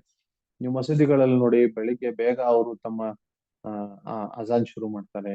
ಎಲ್ಲಾ ಕಡೆ ಬೌದ್ಧರಲ್ಲಿ ನೋಡಿ, ಎಲ್ಲಾ ವಿಚಾರಗಳಲ್ಲಿ, ಎಲ್ಲಾ ಮತಗಳಲ್ಲಿ ಬೆಳಿಗ್ಗೆ ಎಳ್ಳಬೇಕು ಅಂತ ಕಡ್ಡಾಯವಾಗಿರ್ತಾರೆ. ಯಾಕಂದ್ರೆ ಅದು ತಾಮಸನ್ನು ಹೊರಗಡೆ ಹಾಕುತ್ತೆ. ಅದಕ್ಕೆ ಆ ಈ ನಿದ್ದೆಯನ್ನು ನಿಯಂತ್ರಣೆ ಮಾಡೋದು ಅತಿ ಅವಶ್ಯಕ. ನಿದ್ದೆ ನಿಯಂತ್ರಣ ಹೇಗಾಗುತ್ತೆ? ಆಹಾರ ನಿಯಂತ್ರಣ. ತುಂಬಾ ಜಾಸ್ತಿ ತಿಂದ್ವಿ ಅಥವಾ ಹೊಟ್ಟೆಗೆ ಜಡ ಆಗುವಂತ ವಸ್ತುಗಳನ್ನ ತಿಂದ್ವಿ, ಅದನ್ನ ಕರಗಿಸ್ಲಿಕ್ಕೆ ಹೊಟ್ಟೆ ಜಾಸ್ತಿ ಕೆಲಸ ಮಾಡ್ಬೇಕು. ಹೊಟ್ಟೆ ಜಾಸ್ತಿ ಕೆಲಸ ಮಾಡ್ಬೇಕಂದ್ರೆ ನಿದ್ದೆ ನಾವು ಜಾಸ್ತಿ ಮಾಡ್ಬೇಕು. ಅದಕ್ಕೆ ಊಟದಲ್ಲಿ ನಿಯಂತ್ರಣೆ ಆಗ್ಬಿಟ್ರೆ ಏನಾಗುತ್ತೆ, ಅವಾಗ ನಿದ್ದೆಯಲ್ಲೂ ಕೂಡ ನಿಯಂತ್ರಣೆ ಆಗ್ಬಿಡುತ್ತೆ. ಅವಾಗ ಆರೋಗ್ಯ ಕೂಡ ಚೆನ್ನಾಗಿರುತ್ತೆ. ಅದಕ್ಕೆ ಆ ತರ ವ್ಯಕ್ತಿಗಳು ಏನಿರ್ತಾರೆ ಅಂದ್ರೆ ಅವರು ಸೋಮಾರಿಗಳಾಗಲ್ಲ ಅಂದ್ರೆ ಅವರು ಕೆಲಸವನ್ನು ಜಾಸ್ತಿ ಮಾಡ್ತಾರೆ. ಭಗವಂತನ ತೃಪ್ತಿಗೋಸ್ಕರ ಕೆಲಸ ಮಾಡ್ತಾರೆ. ನಮ್ಮ ಭಕ್ತರು ನಿರಂತರವಾಗಿ ದುಡಿತಾ ಇರ್ತಾರೆ ಬೆಳಗ್ಗೆ ಸಾಯಂಕಾಲ ಭಗವಂತನ ಸೇವೆಗೋಸ್ಕರ. ಅದು ಹೇಗೆ ಸಾಧ್ಯ? ಅವ್ರಿಗೆ ಉತ್ಸಾಹ ಶಕ್ತಿ ಹೇಗ್ ಬರುತ್ತೆ? ಯಾಕಂದ್ರೆ ಈ ತರ ಭಗವಂತನ ಸೇವೆಯಲ್ಲಿ ತೊಡಗಿದಾಗ ಅವ್ರ ಜೀವನ ನಿಯಂತ್ರಿತವಾಗುತ್ತೆ. ನಿಯಂತ್ರಿತವಾಗಿರುವಂತ ಜೀವನದಿಂದ ಏನಾಗುತ್ತೆ, ಅವರು ಆರೋಗ್ಯ ಚೆನ್ನಾಗಿರುತ್ತೆ. ಈ ತರ ಉತ್ಸಾಹ ಶಕ್ತಿ ಕೂಡ ಬರುತ್ತೆ ಭಗವಂತನ ಸೇವೆಯಲ್ಲಿ ಅದಾಗಿ ಕೆಲಸ ಮಾಡ್ಲಿಕ್ಕೆ. ಮತ್ತೆ ಆ ಸೇವೆ ಏನಿದೆ ಅದಾಗಿ ಆನಂದ ಕೊಡುತ್ತೆ. ನೀವು ಭೌತಿಕ ಜಗತ್ತಿನಲ್ಲಿ ಎಷ್ಟೇ ಜನರ ಸೇವೆ ಮಾಡಿ, ಎಷ್ಟೇ ಹೊರಗಡೆ ನೀವು ಕೆಲಸ ಮಾಡಿ, ಅದರಿಂದ ಧನ ಸಂಗ್ರಹ ಆಗಿ ಆ ಧನ ಸಂಗ್ರಹದಿಂದ ಬಂದಿರೋ ಇಂದ್ರಿಯ ಭೋಗ ಕೊನೆಗೆ ಅದು ದುಃಖನೇ ಕೊಡುತ್ತೆ ಹೊರತು ಆನಂದ ಕೊಡಲ್ಲ. ಆದ್ರೆ ನೇರವಾಗಿ ಭಗವಂತನ ಸೇವೆ ಮಾಡಿದ್ರೆ ಅದು ತುಂಬಾ ಆನಂದ ಕೊಡುತ್ತೆ. ನಮ್ಮ ಸಂಸ್ಥೆಯಲ್ಲೂ ಕೂಡ ಬಹಳಷ್ಟು ಅವಕಾಶಗಳಿದಾವೆ ಸೇವೆಗೆ. ನಮ್ಮ ಭಕ್ತರು ಬರ್ತಾರೆ, ಅಡಿಗೆ ಸೇವೆ ಇರುತ್ತೆ, ಅಡಿಗೆ ಆದ್ಮೇಲೆ ಪಾತ್ರೆ ತಿಕ್ಕುವಂತ ಸೇವೆ ಇರುತ್ತೆ, ಕಸ ಗುಡಿಸುವಂತ ಸೇವೆ ಇರುತ್ತೆ. ಇವು ಯಾವ ಸೇವೆಗಳು ಕೆಳಮಟ್ಟಿಂದ ಬರ್ತದೆ. ಇದೆಲ್ಲ ಸಾಕ್ಷಾತ್ ಭಗವಂತನ ಸೇವೆ. ನಾವು ಮುಕ್ತಿ ಹೊಂದಿ ನಾಳೆ ಭಗವಂತನ ಧಾಮಕ್ಕೆ ಹೋದ್ರೆ ಅಲ್ಲಿ ಭಗವಂತನ ಧಾಮದಲ್ಲಿ ಈ ಸೇವೆಗಳನ್ನ ಮಾಡ್ಬೇಕು. ಆ ಅದಕ್ಕೆ ಹೇಳ್ತಾರೆ, ವೈಕುಂಠದಲ್ಲಿ ಕಸ ಗುಡಿಸೋ ಸೇವೆ ಸಿಗ್ಬೋದು ನಮಗೆ. ಅದಕ್ಕೆ ಅದು ಎಂತ ಅದ್ಭುತ ಸೇವೆ. ಯಾಕಂದ್ರೆ ಎಲ್ಲಿ ಕಸ ಗುಡಿಸಿರ್ತೀವಿ ಅಲ್ಲಿ ಭಗವಂತ ಓಡಾಡಿರ್ತಾನೆ. ಆದ್ರೆ ನಾವು ಕಾಲಕ್ರಮೇಣ ಅಲ್ಲಿ ಯೋಚನೆ ಮಾಡ್ತಾ ಮಾಡ್ತಾ ಏನಪ್ಪಾ ಬರೀ ಕಸ ಗುಡಿಸೋ ಸೇವೆ ಕೊಟ್ಟಿದ್ದಾರೆ ಅಂತ ಹೇಳಿದ್ರೆ ನನ್ಗೆ ಇನ್ನೂ ದೊಡ್ಡ ಸೇವೆ ಬೇಕು ಅಂತ ಯೋಚನೆ ಮಾಡಿದ್ರೆ, ಆಯ್ತಪ್ಪ ನಿನಗೆ ಚಿಕ್ಕ ಸೇವೆ ಅನಿಸ್ತಾ ಇದೆ, ಬ್ರಹ್ಮ ಆಗುವಂತ ಸೇವೆ ತಗೊಳ್ಳು, ಈ ಬಿಡಿ ಬ್ರಹ್ಮಾಂಡದ ಪಾಲಕ ಅಂತ. ಆದ್ರೆ ನಾವು ಅಲ್ಲಿ ವೈಕುಂಠದಲ್ಲಿ ಭಗವಂತ ಬರುವಂತ ದಾರಿಯಲ್ಲಿ ಕಸ ಗುಡಿಸುವಂತ ಸೇವೆ ಬಿಟ್ಟು ಇಲ್ಲಿ ಬ್ರಹ್ಮ ಆದ್ರೆ ಏನಾಗತ್ತೆ, ಇಲ್ಲಿಂದ ಭಗವಂತನಿಂದ ದೂರ ಆಗ್ಬಿಡ್ತೇವೆ ನಾವು. ಅಲ್ಲಿ ಕನಿಷ್ಠ ಭಗವಂತ ನಮ್ಮ ಹತ್ರ ಇರ್ತಾನೆ, ಇಲ್ಲಿ ಭಗವಂತನಿಂದ ದೂರ ಆಗ್ತೇವೆ. ಅದ್ರ ತುಂಬಾ ದೊಡ್ಡ ಸೇವೆ ಸಿಗುತ್ತೆ, ಇಡೀ ಬ್ರಹ್ಮಾಂಡದ ಮ್ಯಾನೇಜರ್ ಆಗ್ತೇವೆ ನಾವು. ಅದಕ್ಕೆ ಭಕ್ತಿವಿನೋದ್ ಠಾಕೂರ್ ಹೇಳ್ತಾರೆ, ಕೀಟ ಜನ್ಮ ಹೊಯ್ ಜದಿ ತುವಾರ್ ದಾಸ್, ಬಹಿರ್ಮುಖ ಬ್ರಹ್ಮ ಜನ್ಮ ನಹಿ ಮೊರಾಸ್. ನನಗೆ ಒಂದು ಹುಳಾಗಿ ಹುಟ್ಟಿಸು, ನಿನ್ನ ಭಕ್ತರ ಮನೆಯಲ್ಲಿ ಒಂದು ಹುಳಾಗಿ ಹುಟ್ಟಿಸು, ನಾನು ಬದುಕ್ತೇನೆ. ಅಲ್ಲೇ ಇಲ್ಲೇ ಓಡಾಡ್ತಾ ಇರ್ತೀನಿ, ಎಲ್ಲೋ ಅವ್ರ ಕಾಲಿದ್ ಧೂಳ ಬೀಳ್ತಿರುತ್ತೆ, ಆ ಧೂಳು ಮೇಲೆ ಓಡಾಡ್ತೇವಿ. ಎಲ್ಲೋ ತಿಂತ ಏನೋ ಒಂದು ಅಗಳನ್ನ ಬೆಳೆಸ್ತಾರೆ, ಅದನ್ನ ತಿಂದು ನನ್ ಹೃದಯ ಶುದ್ಧಿ ಆಗುತ್ತೆ. ಭಕ್ತರ ಮನೆ ಒಂದು ಹುಳಾಗಿ ಹುಟ್ಟಿಸಿದ್ರೆ ಸಾಕು. ಆದ್ರೆ ನಿನ್ನನ್ನು ಮರೆತು ಬಿಟ್ಟು ಒಂದು ಬ್ರಹ್ಮ ಹುಟ್ಟಿಸಿದ್ರೆ ಆತರ ಜನ್ಮ ನನಗ್ ಬೇಡ ಅಂತ ಹೇಳ್ತಾರೆ. ಬಹಿರ್ಮುಖ ಬ್ರಹ್ಮ ಜನ್ಮ ನಾಯಿ ಮೊರಾಸ್ ಅಂತ. ಅದಕ್ಕೆ ನಾವು ಹೊರಗಡೆ ನಾವು ಬಹಳ ದೊಡ್ಡ ಮ್ಯಾನೇಜರ್ ಇರ್ಬೋದು, ಬಹಳ ದೊಡ್ಡ ಸ್ಥಾನದಲ್ಲಿ ಇರ್ಬೋದು, ಬಹಳ ದೊಡ್ಡ ವ್ಯಕ್ತಿ ಇರ್ಬೋದು, ಅಲ್ಲಿ ಅಲ್ಲಿ ಏನ್ ಲಾಭ ಸಿಗಲ್ಲ. ಧನ ಸಂಗ್ರಹ ಆಗುತ್ತೆ, ಇಂದ್ರಿಯ ಭೋಗ ಆಗುತ್ತೆ ಹೊರತು ಆಧ್ಯಾತ್ಮಿಕ ಪ್ರಗತಿಯಲ್ಲಿ ಏನಾಗಲ್ಲ. ಅದೇ ನಮ್ಮ ಕೃಷ್ಣ ಭಾವನಾಮೃತ ಸಂಘದ ನಮ್ಮ ಸಂಸ್ಥೆಗಳಲ್ಲಿ ಬಂದು ಬರೀ ಒಂದು ಪಾತ್ರೆ ತೆಕ್ಕಿ, ಬರೇ ಒಂದು ಕಸ ಗುಡಿಸಿ, ಈ ತರ ಒಂದು ಸಾಮಾನ್ಯ ಕೆಲಸ. ಈಗ ನಮ್ ಚಿಕ್ಕ ಮಕ್ಳಿದ್ದಾರೆ, ಅವರೆಲ್ಲ ಊಟ ಆದ್ಮೇಲೆ ಅಲ್ಲಿ ಕಸ ಗುಡಿಸ್ತಾರೆ, ಅಲ್ಲೆಲ್ಲ ಒರೆಸ್ತಾರೆ. ಅದರಿಂದ ತುಂಬಾ ದೊಡ್ಡ ಸೇವೆ ಆಗುತ್ತೆ, ಆಧ್ಯಾತ್ಮಿಕ ಪ್ರಗತಿ ಆಗುತ್ತೆ. ಅದಕ್ಕೆ ಈ ತರ ಕೃಷ್ಣ ಭಾವನಾಮೃತ ಸಂಘದಲ್ಲಿ ಸಂಸ್ಥೆಗಳಲ್ಲಿ ಬಂದು ಸೇವೆ ಮಾಡಿದ್ರೆ ಅದು ಜಾಸ್ತಿ ಪ್ರಗತಿ ಕೊಡುತ್ತೆ ವಿನಃ ನಾವು ಬೇರೆ ಕಾರ್ಯಗಳನ್ನು ಹೊರಗಡೆ ಎಷ್ಟೇ ದುಡಿದ್ರು ಅದರಿಂದ ಆಧ್ಯಾತ್ಮಿಕ ಪ್ರಗತಿ ಆಗಲ್ಲ, ಅದರಿಂದ ಸುಖ ಆಗಲ್ಲ. ಅದಕ್ಕೆ ಇಲ್ಲಿ ಯೋಗ ಪದ್ಧತಿಯ ಹೇಳೋ ಉದ್ದೇಶ ಭಗವಂತದ ಏನಿತ್ತಂದ್ರೆ ಮನಸ್ಸು ನಿಯಂತ್ರಣ. ಯಾಕೆ? ಮನಸ್ಸು ಬಹಳ ದೊಡ್ಡ ಶತ್ರು ಇದೆ. ಆ ಶತ್ರು ಏನ್ ಮಾಡ್ತಾನೆ ಅಂದ್ರೆ ನಮ್ಮ ನಾಶಕ್ಕೋಸ್ಕರ ಅಷ್ಟೇ ಕೆಲಸ ಮಾಡ್ತಾ ಇದ್ದಾನೆ. ನಾವು ಎಲ್ಲಿ ತನಕ ಗಂಭೀರ ಪ್ರಯತ್ನಗಳು ಮಾಡಲ್ಲ ಮನಸ್ಸನ್ನ ನಿಯಂತ್ರಣೆ ಮಾಡ್ಲಿಕ್ಕೆ, ಅಲ್ಲಿ ತನಕ ನಾವು ಶತ್ರು ಜೊತೆಗೆ ಇರ್ತೇವಿ. ಆ ಶತ್ರು ನಮಗೆ ಪತನೆ ಮಾಡ್ಲಿಕ್ಕೆ ದಾರಿ ಹುಡುಕ್ತಾನೆ ಹೊರತು ನಮ್ಮ ಒಳ್ಳೇದಕ್ಕೋಸ್ಕರ ಯಾವ ಕಾರಣಕ್ಕೂ ಐಡಿಯಾಗಳು ಕೊಡಲ್ಲ. ಅದಕ್ಕೆ ಈ ತರ ನಾವು ಆಧ್ಯಾತ್ಮಿಕ ಪ್ರಗತಿಗೋಸ್ಕರ ಯೋಗದಿಂದ ತುಂಬಾ ಗಂಭೀರವಾಗಿ ಪ್ರಯತ್ನ ಮಾಡ್ಬೇಕು ಅಂತ ಹೇಳಿ. ಹರೇ ಕೃಷ್ಣ. ಏನಾದ್ರು ಪ್ರಶ್ನೆಗಳಿದ್ರೆ ಕೇಳ್ಬೋದು.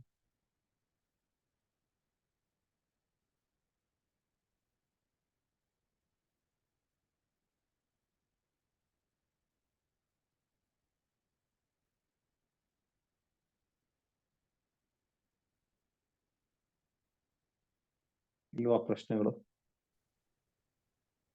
ಎಲ್ಲರ ಮನಸ್ಸು ಎಲ್ಲ ಅದು ನಿಯಂತ್ರಣ ಆಗ್ಬಿಟ್ಟಿದೆ ಅಂತ.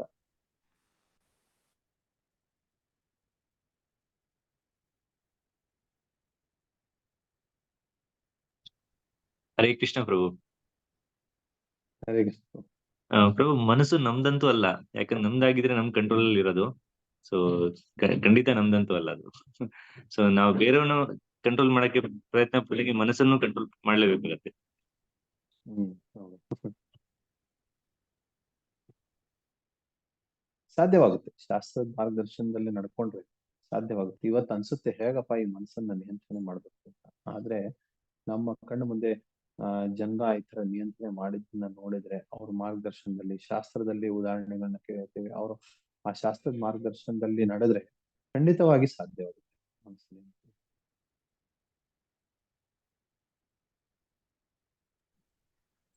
ಇದು ಮನಸ್ಸು ಶತ್ರು ಅಷ್ಟೇ ಅಲ್ಲ, ಅದು ಮಿತ್ರನೂ ಆಗಕ್ಕೆ ಸಾಧ್ಯ ಇದೆ ಅಲ್ಲಿ. ಅದು ಯಾವಾಗ್ಲೂ ಶತ್ರು ಅಂತಾನೆ ನಾವು ಪರಿಗಣಿಸಿದ್ರೆ ಶತ್ರುನೇ ಆಗಿರುತ್ತೆ. ಅದನ್ನ ಮಿತ್ರ ಅಂತ ಅದನ್ನ ಫ್ರೆಂಡ್ ಆಗಿ ಟ್ರೀಟ್ ಮಾಡಿದಾಗ ಅದ್ ನಮ್ಮ ಮಾತು ಕೇಳಕ್ಕೆ ಶುರು ಮಾಡುತ್ತೆ. ನಾವು ಮನಸ್ಸಿಗೆ ದಾಸನಾಗ್ಬಾರ್ದು, ಮನಸ್ಸು ನಮ್ಮ ದಾಸನಾಗ್ಬೇಕು ಅಂತ ಪ್ರಭುಪಾದರು ಒಂದ್ ಕಡೆ ಹೇಳ್ತಾರೆ. ಹೌದು, ಇದು ತುಂಬಾ ಒಳ್ಳೆ ವಿಷಯ. ಒಂದು ನಾಟಕ ಇತ್ತು ಇಸ್ಕಾನ್ದಲ್ಲಿ, ಮೀ ಅಂಡ್ ಮೈ ಮೈಂಡ್ ಅಂತ, ನಾನು ನನ್ನ ಮನಸ್ಸು ಅನ್ನುವಂತ ತುಂಬಾ ಅದ್ಭುತ ನಾಟಕವನ್ನು ಮಾಡಿದ್ರು. ಇಲ್ಲಿ ಮಾತಾಜಿಗಳೆಲ್ಲ ಸೇರಿಸಿ ಮಕ್ಕಳ ಹತ್ರ ಈ ನಾಟಕ ಮಾಡಿಸ್ಬೋದು, ತುಂಬಾ ಚೆನ್ನಾಗಿದೆ. ಅಲ್ಲೇನಿತ್ತಂದ್ರೆ, ಆ ಆರಂಭದಲ್ಲಿ ಒಬ್ಬ ವ್ಯಕ್ತಿ ಕುತ್ಕೊಂಡಿರ್ತಾನೆ. ಆವಾಗ ಅವನ ಮನಸ್ಸು ಬರುತ್ತೆ, ಮನಸ್ಸಂತ ಇನ್ನೊಬ್ಬ ವ್ಯಕ್ತಿ ಬರ್ತಾನೆ.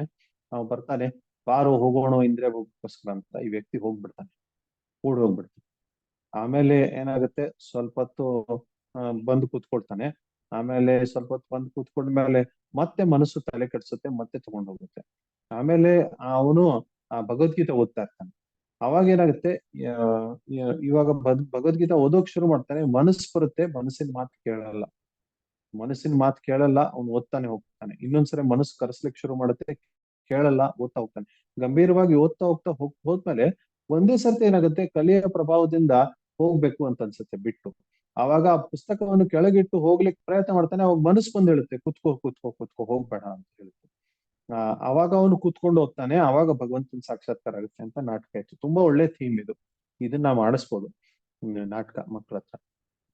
ಅಲ್ಲೇ ಏನ್ ಗೊತ್ತಾಗ್ತಾ ಇದೆ ಅಂದ್ರೆ, ಮನಸ್ಸು ಹೌದು ಆರಂಭದಲ್ಲಿ ಶತ್ರುವತ್ ವ್ಯವಹಾರ ಮಾಡುತ್ತೆ. ನಾನು ಹೇಳಿದ ಎರಡು ವಿಕಲ್ಪಗಳನ್ನ ಕೊಡುತ್ತೆ. ಆರಂಭದಲ್ಲಿ ಇಂದ್ರಿಯಗಳು ಪ್ರಬಲವಾಗಿರೋ ಕಾರಣದಿಂದ ನಮ್ಮ ನಾಶಕ್ಕೆ ಏನು ವಿಕಲ್ಪ ಇದೆ ಅದನ್ನ ನಾವು ಸ್ವೀಕಾರ ಮಾಡ್ತೇವೆ ಜಾಸ್ತಿ. ಆದ್ರೆ ಕಾಲಕ್ರಮೇಣ ಯಾವಾಗ ಇಂದ್ರಿಯಗಳ ಸಂಯಮನೆ ಆಗುತ್ತೆ, ಅವಾಗ ಮನಸ್ಸೇ ಹೇಳುತ್ತೆ ಈ ತರ ಕಾರ್ಯಗಳನ್ನ ಮಾಡ್ಬೇಡಿ ಅಂತ. ಅಪ್ಪಿತಪ್ಪಿ ಒಬ್ಬ ವ್ಯಕ್ತಿ ಆ ಕಾರ್ಯಗಳನ್ನ ತೊಡಗುವಂತ ಪರಿಸ್ಥಿತಿ ಬಂದ್ರೂ ಕೂಡ ಮನಸ್ಸೇ ಅವಾಗ ಹೇಳುತ್ತೆ ಮಾಡ್ಬೇಡಿ ಅಂತ. ಅದಕ್ಕೆ ಮನಸ್ಸು ತುಂಬಾ ದೊಡ್ಡ ಮಿತ್ರ ಆಗುತ್ತೆ, ತುಂಬಾ ದೊಡ್ಡ ಫ್ರೆಂಡ್ ಆಗುತ್ತೆ ನಿಯಂತ್ರಣೆ ಆದ್ಮೇಲೆ.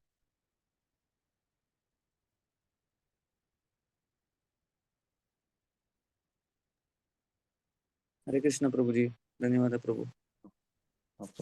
ಪ್ರಭು, ಇವಾಗ ನಾವು ಕಂಟ್ರೋಲ್ ಮಾಡ್ಬೇಕು ಅಂತ ಅನ್ಕೊಂಡ್ರು ನಮ್ಮ ಸರೌಂಡಿಂಗ್ಸ್, ನಮ್ಮ ಫ್ಯಾಮಿಲಿ, ಫ್ರೆಂಡ್ಸು, ಅಂದ್ರೆ ಅವ್ರದೊಂದು ಲೆವೆಲ್, ಅಂದ್ರೆ ಅವ್ರದೊಂಥರ ಏಮ್ ಇರುತ್ತೆ.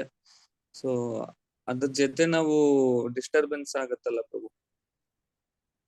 ಈಗ ಡಿಸ್ಟರ್ಬೆನ್ಸ್ 4 ದಿನ ಆಗುತ್ತೆ. ಈಗ ಒಂದು ಉದಾಹರಣೆ ಕೊಡ್ತೇನೆ. ಒಬ್ಬ ವ್ಯಕ್ತಿಗೆ ಡಯಾಬಿಟಿಸ್ ಆಗಿರುತ್ತೆ.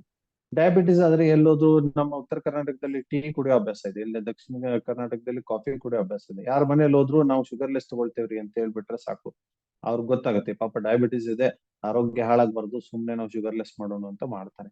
ಅದೇನಾದ್ರೂ ಡಿಸ್ಟರ್ಬೆನ್ಸ್ ಆಗುತ್ತೆ ಸಿಚುವೇಶನ್? ಇಲ್ಲ, ಡಿಸ್ಟರ್ಬೆನ್ಸ್ ಆಗಲ್ಲ. ಅವ್ರ ಆಹಾರ ಶೈಲಿ ಆತರ ಇದೆ, ಅವ್ರ ಆರೋಗ್ಯಕ್ಕೆ ಅದು ಸರಿ. ಅದೇ ತರ ನಾವು ಒಂದ್ ಸ್ವಲ್ಪ ಇದನ್ನ ಪ್ರಚಾರ ಮಾಡಕ್ ಶುರು ಮಾಡೋದು, ನಾವು ಕೃಷ್ಣ ಪ್ರಸಾದ ಅಷ್ಟೇ ತಗೊಳ್ತೀವಿ ಅಂತ. ಒಂದ್ 4 ದಿನ ಕಷ್ಟ ಆಗುತ್ತೆ. ಆದ್ರೆ 4 ದಿನ ಆದ್ಮೇಲೆ ಹೋಗ್ಲಿಪ್ಪ ಇವ್ರ ಜೀವನ ಇವ್ರಿಗೆ ನಾವ್ಯಾಕೆ ಡಿಸ್ಟರ್ಬ್ ಮಾಡೋದು ಅಂತ ಜನರಿಗೆ ಅಭ್ಯಾಸ ಆಗುತ್ತೆ. ಆ ಜನರಿಗೆ ಅಭ್ಯಾಸ ಮಾಡಿ ಕೊನೆಗೆ ಆ ಜನನೇ ನೋಡ್ಕೊಳಕ್ ಶುರು ಮಾಡ್ತಾರೆ.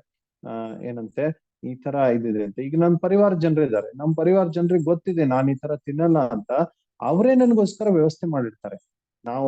ನಾನು ಹೇಳೋ ಅವಶ್ಯಕತೆ ಇಲ್ಲ, ನಾನು ಹೇಳೋಕ್ಕಿಂತ ಮುಂಚೆ ಅವರೇ ವ್ಯವಸ್ಥೆ ಮಾಡಿರ್ತಾರೆ. ಓ, ಇವ್ರಿಗೆ ಸರಿ ಬರಲ್ಲಪ್ಪ, ಇವ್ರ ಕೃಷ್ಣ ಪ್ರಸಾದ ಸರಿ ಬರುತ್ತೆ, ಇವ್ರು ಒಂದ್ ಸ್ವಲ್ಪ ಹಣ್ಣು ಹಂಪಲು ಅಷ್ಟೇ ತಿಂತಾರೆ, ಹಣ್ಣಿಂದ ಅಷ್ಟೇ ವ್ಯವಸ್ಥೆ ಮಾಡೋಣ ಅಂತ. ಈಗ ಹಣ್ಣು ಯಾರು ಇಲ್ಲ ಅಂತ ಅನ್ಲಿಕ್ಕಾಗಲ್ಲ, ಎಲ್ಲೋದ್ರೂ ಕೂಡ ಹಣ್ಣು ಕೊಟ್ಟೆ ಕೊಡ್ತಾರೆ, ಹಾಲು ಕೊಟ್ಟೆ ಕೊಡ್ತಾರೆ.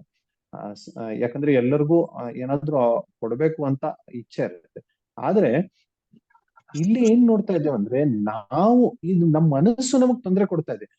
ಪರಿವಾರದವ್ರ ಜೊತೆಗೆ ಜಗಳ ಆಗ್ಬೋದಾ? ಪರಿವಾರದ ಜೊತೆಗೆ ಜಗಳ ಆಗೋದ್ ಬೇಡ ಅಂದ್ರೆ ಹೋಗ್ಲಿ ಬಿಡಿ, ಅವರು ಏನ್ ಹೇಳ್ತಾರೆ ಅದನ್ನ ಮಾಡ್ಬಿಡೋನು ಅಂತ ಮತ್ತೆ ನಮ್ ಮನಸ್ಸು ತೊಂದರೆ ಕೊಡ್ತಾ ಇದೆ ಹೊತ್ತು ಪರಿವಾರ ಜನರು ತೊಂದರೆ ಕೊಡ್ತಾ ಇಲ್ಲ. ಈಗ ನಮ್ಮ ಮನಸ್ಸನ್ನ ಗೆದ್ದು ಇಲ್ಲಪ್ಪ ಇದು ಸರಿಯಾದ ಮಾರ್ಗ ಇದೆ, ಇದನ್ನ ಮಾಡಿ ನೋಡೋಣ ಅಂತ ಹೇಳಿದ್ರೆ ಆಮೇಲೆ ಆ ಪರಿವಾರ ಜನರು ಕೂಡ ನಮ್ಗೆ ಸಹಾಯತೆ ಮಾಡ್ತಾರೆ, ಖಂಡಿತವಾಗಿ ಮಾಡ್ತಾರೆ. ಇದ್ರಲ್ಲೇನ್ ಸಂಶಯನೇ ಇಲ್ಲ. ಅದನ್ನ ಒಂದು ಪ್ರಯತ್ನ ಮಾಡಿ ನೋಡ್ಬೇಕು.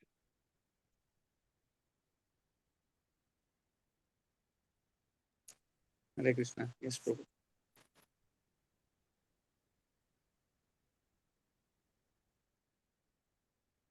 ಬೃಂದಾವನ್ ಚೇತನ ಪ್ರಭು ಹೇಳ್ಬೇಕಂತೀರಾ? ಇಲ್ಲ ಪ್ರಭುಜಿ, ನಂದೇನಿಲ್ಲ.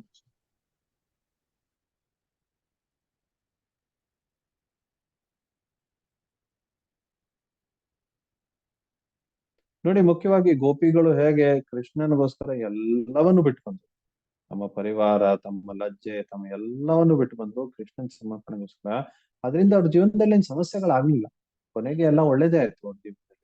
ಬ್ರಾಹ್ಮಣ ಪತ್ನಿಯರು ಕೃಷ್ಣನಿಗೆ ಹಸಿವೆ ಆಗಿದೆ, ಬ್ರಾಹ್ಮಣರ ಹತ್ರ ಬಂದು ಕೇಳಿದ್ರೆ ಸುಮ್ಮನಿರೋ, ಇನ್ನು ಯಜ್ಞ ಹೋಗ್ಬೇಕು, ಯಜ್ಞ ಆದ್ಮೇಲೆ ಎಲ್ಲ ನೈವೇದ್ಯ ಬ್ರಾಹ್ಮಣರಿಗೆ ಎಲ್ಲ ತಿನ್ಲಿಕ್ಕೆ ಕೊಡ್ಬೇಕು, ಅದಾದ್ಮೇಲೆ ನಿಮ್ಗೆಲ್ಲರಿಗೂ ತಿನ್ಲಿಕ್ಕೆ ಕೊಡ್ತೇವೆ ಅಂತ ಹೇಳಿ ಕಳಿಸ್ಬಿಟ್ರು. ಆದ್ರೆ ಬ್ರಾಹ್ಮಣ ಪತ್ನಿಯರು ಆತರ ಯೋಚನೆ ಮಾಡಿಲ್ಲ. ಅವ್ರೇನ್ ಯೋಚನೆ ಮಾಡಿದ್ರು, ಅಯ್ಯೋ ಪಾಪ ಮಕ್ಕಳಿಗೆ ಹಸಿವೆ ಆಗಿದೆ, ಬಿಡಿ ಇದೆಲ್ಲ ಯಜ್ಞ, ಹೋಗಿ ತಗೊಂಡೋಗಿ ಕೊಟ್ಬಿಡೋಣ ಅಂತ ಹೇಳಿ ಅವ್ರಿಗೆಲ್ಲರೂ ತಮ್ಮ ಪತಿಯರ ಮಾತು ಕೇಳ್ದೇನೆ ಹೊರಗಡೆ ಹೋಗಿ ಕೃಷ್ಣನಿಗೆ ಅರ್ಪಣೆ ಮಾಡ್ಬಿಟ್ರಲ್ಲ. ಪರಿಣಾಮ ಏನಾಯ್ತು? ಅವ್ರ ಜೀವನದಲ್ಲಿ ಸಮಸ್ಯೆ ಆಯ್ತಾ? ಅವರು ಪಾರಿವಾರಿಕ ಜೀವನದಲ್ಲಿ ಇಲ್ಲ. ಅವ್ರ ಪತಿಯರು ಎಲ್ಲರೂ ತುಂಬಾ ಆದರ ಮಾಡಕ್ ಶುರು ಮಾಡಿದ್ರು. ನೀವ್ ಎಂತ ಅದ್ಭುತ ಕಾರ್ಯವನ್ನು ಮಾಡಿದ್ರಿ, ನಮಗ್ ಆಗ್ಲಿಲ್ಲ ಅಲ್ಲ ಈ ಕೆಲಸವನ್ನು ಮಾಡ್ಲಿಕ್ಕೆ, ಕೃಷ್ಣನ್ ಸೇವೆ ಮಾಡ್ಲಿಕ್ಕೆ. ನಿಮ್ಮ ನಿಸ್ವಾರ್ಥ ನಿಮ್ಮಲ್ಲಿ ನಿಸ್ವಾರ್ಥ ಭಾವನೆ ಎಷ್ಟಿತ್ತು, ನೀವು ಯಾವ್ದು ಹೆದರ್ಲಿಲ್ಲ ಅಂತ ವರ್ಣನೆ ಮಾಡಿದ್ರು ವಿನಃ ಅವರು ಬೈಲಿಲ್ಲ. ಕೊನೆಗೆ ಅವ್ರು ಹೇಳಿದ್ರು, ನಮ್ಗಂತೂ ಆಗಲ್ಲಪ್ಪ, ಯಾಕಂದ್ರೆ ನಮ್ಗ್ ಕಂಸನ್ ಭಯ ಇದೆ, ಅದಕ್ಕೆ ನಾವಂತೂ ಈ ತರ ಕೃಷ್ಣನಿಗೆ ಹೋಗಿ ಅರ್ಪಣೆ ಮಾಡ್ಲಿಕ್ಕೆ ಆಗಲ್ಲ, ಆದ್ರೆ ನೀವು ತುಂಬಾ ಅದೃಷ್ಟವಂತರು ಅಂತ ವರ್ಣನೆ ಮಾಡಿದ್ರು. ಅದೇ ತರ ನಮ್ ಜೀವನದಲ್ಲೂ ಆಗುತ್ತೆ. ನಾವು ಕೃಷ್ಣನ್ ಸೇವೆ ಮಾಡ್ಲಿಕ್ಕೋಸ್ಕರ ಮಾಡೋದಕ್ಕೋಸ್ಕರ ಹೋದ್ರೆ ಕೊನೆಗೆ ಜನ ವರ್ಣನೆ ಮಾಡ್ತಾರೆ ವಿನಃ ಯಾರು ಬೈಯಲ್ಲ.